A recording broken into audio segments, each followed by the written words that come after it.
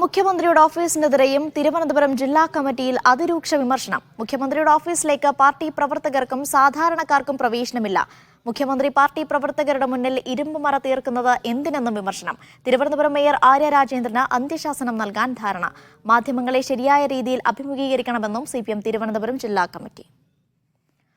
സെയ്ഫ് സൈൻലാബ്ദീനോട് കൂടുതൽ വിവരങ്ങൾ നൽകാനായി. സെയ്ഫ്, നേരത്തെയും വിവിധ ജില്ലാ കമ്മിറ്റികൾ മുഖ്യമന്ത്രിക്കെതിരെ വിമർശനം ഉന്നയിച്ചതാണ്. ഇപ്പോൾ തിരുവനന്തപുരം ജില്ലാ കമ്മിറ്റിയുടെ വിലയിരുത്തൽ എന്താണ്?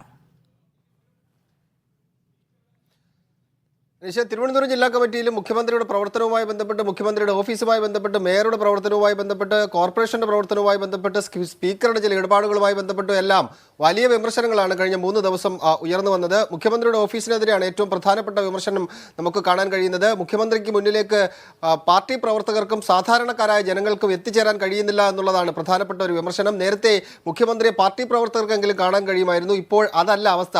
മുഖ്യമന്ത്രി പാർട്ടി പ്രവർത്തകർക്ക് മുന്നിൽ എന്തിനാണ് ഇരുമ്പ് മറ തീർക്കുന്നത് എന്ന ചോദ്യം ചില അംഗങ്ങൾ ജില്ലാ കമ്മിറ്റിയിൽ ഉന്നയിച്ചു. 3 മണിക്ക് ശേഷം സാധാരണക്കാരായ ജനങ്ങൾക്ക് മുഖ്യമന്ത്രിയെ കാണാനുള്ള അവസരം ഉണ്ടായിരുന്നു. ഇപ്പോൾ അതുമില്ല എന്ന തരത്തിലാണ് വിമർശനം ഉയർന്നത്.